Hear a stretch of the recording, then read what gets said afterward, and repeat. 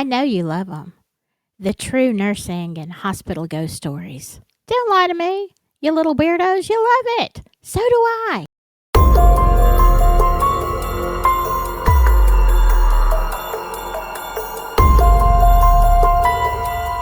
Well, hello, my spooky friends and my fellow nurses, healthcare workers, whatever. If you have a paranormal story, and I know you all do, like you all do. I just started a job at a new facility, and I was there about a month, and then I started asking, is this place haunted? Because you know it is. You know it is. And you know somebody's going to tell you a story, but they're going to have to trust you first because we don't talk about that as much, but it is completely safe here. If you want to submit a story, you can email me at avaloncottage@gmail. Just please put in somewhere in your email if you do not want me to share your actual name or if you do, because I know sometimes you don't want that out there for whatever reason. Me, I don't care. I just feel like people know I'm weird, so this is just your confirmation. All right, let's get into it. Oh, Skully says hi. If you're new to the channel, Skully is my co-host. We have a lot of drama sometimes. No, it's your fault. You always start it, see? This is what I'm talking about. He just won't shut up. So let's go on with the ghost stories. Okay, this first one comes from Deb41. My father-in-law was dying of cancer at his home. My husband and I visited him 2 days before he passed. He mentioned several times during our visit that there was a man with a hat standing in the corner of the room waiting. There was no one in the room except us. I was an RN who just got hired to work in a hospital a week previously. I was walking down the hallway towards the nursing station when a black, tall, thin shadow figure ran from room 118 and disappeared into the wall across the hall. I looked around to see what could have caused the shadow, but didn't see anything. I mentioned it to my coworkers, and there was a long, silent pause. Oh boy, Deb, do I know about that pause? One of the nurses spoke up and said that a tall, thin woman had unalived herself in room 118 by jumping out of the window. After that, the hospital fixed all the windows so they would only open about 2 inches. Strange things would happen in that room with the lights blinking and the call light going off when no one was in there. I had a couple of other spooky encounters on the floor in the hospital. Well, Deb, I would love to hear more about your spooky encounters. I think that is, of all the things that we talk about, my most popular videos are the true nursing ghost stories. And who knows ghost stories better than nurses? Yeah, we do. We just do. We work with the paranormal all the time. So, yeah, that is crazy. You have to wonder sometimes why people linger in hospitals. I mean, and they do a lot. I don't understand, because you would think that that spirit would want to, go haunt their own house or their family or something. But yet, here we are. Hospitals are crazy places, especially on third shift. Thank you so much for sharing that, Deb. Okay, this comes to us from Rebecca Chappell. I witnessed the soul of one of my patients leave his body. His daughter had to go on a business trip, so he was admitted to the hospital for care while she was out of town.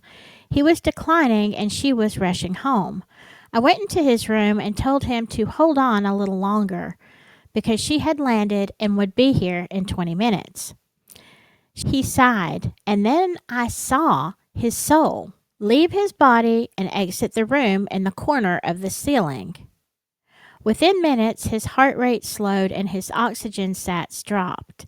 He passed before his daughter could arrive at the hospital. He just needed to know she was safe. Before we finish this story, I have a couple of thoughts on this. Number one, he started declining when he was away from her, when she had to go out of town. And so it makes me think that perhaps if they had a close relationship, maybe he did not want to go with her there. I know most people want their family there, but some people do not want you to remember that way. And so he was declining, but when you told him to hold on, that is when the soul left the body, when you said he was going to be there within 20 minutes. Maybe that is what he was trying to avoid. Now, I think it's crazy that you saw the soul leave, which I never have, and I would love to. I mean, that I've seen a lot of people pass, but I've never actually experienced that. I have experienced times where I knew that they were out of their body, if that makes any sense, and in the room, but not actually that way. And I think it is so cool. But I do have to wonder if that was on purpose. Those are just my thoughts. But, some people just don't want you to be there at the very end. But Rebecca has something else to say, so let's go back. We also had a shower room that was rarely used and always locked. On a fairly regular basis, the resident ghost would turn on the shower and flood the room and out into the hall. We had to call security and maintenance every time. Now, that right there is just a ghost being rude. Just wanting attention like a 5-year-old. Oh, let me flood the bathroom. That is craziness, and somebody needs to tell that spirit to just stop. Quit with the shenanigans. If you can turn the shower on to get attention, you can also turn it off, buddy, before it floods the room. I mean, can you imagine some ghost just sitting back there laughing while everybody has to mop up all this stuff? I mean, I don't know what kind of entertainment we have in the afterlife, but I'm thinking, come on.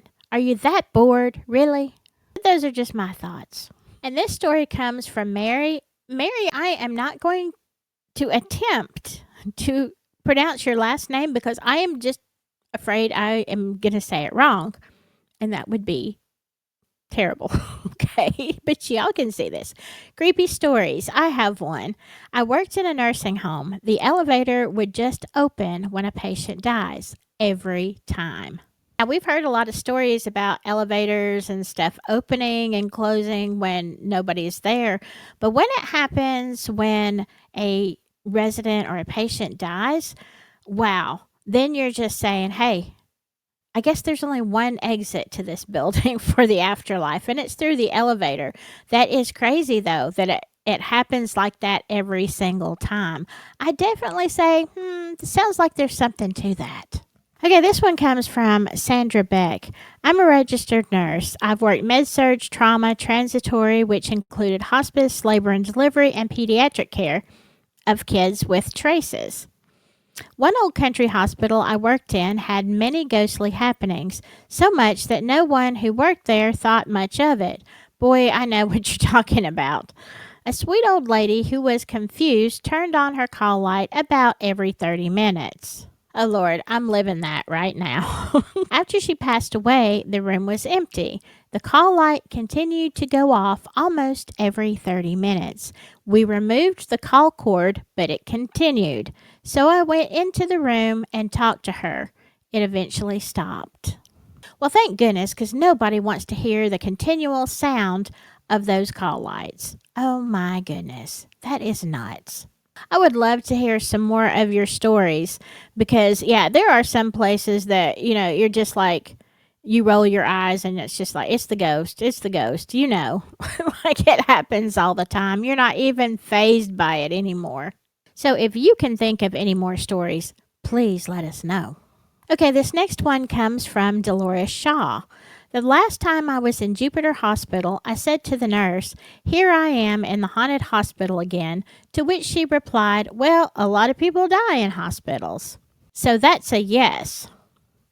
I had the door jiggling in the middle of the night for no reason, and someone in the bathroom moving around in the middle of the night when no one alive was in my room. My husband also had the bathroom experience, and he doesn't believe in ghosts. I think he does. He says he wants to see one. This was the only hospital that I had these experiences, though, so far. Well, like I've said before, you're not as likely to see them in the daytime, just with all the hustle and bustle.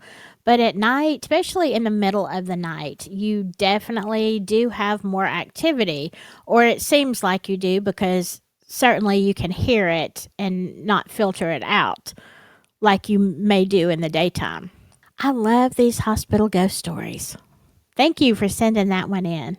And that is all I have for today, but keep sending them in. I know I've got an email or two that I need to get to and read. One of them might be nurse ghost stories. I can't remember off the top of my head. Again, send me your stories or comment below. We want to hear them. I'm also going to be talking about premonitions and glitches in the matrix because we have that whole discussion going on. And you all have some more great stories that make you go, what was that about? All right, I hope you have a great week.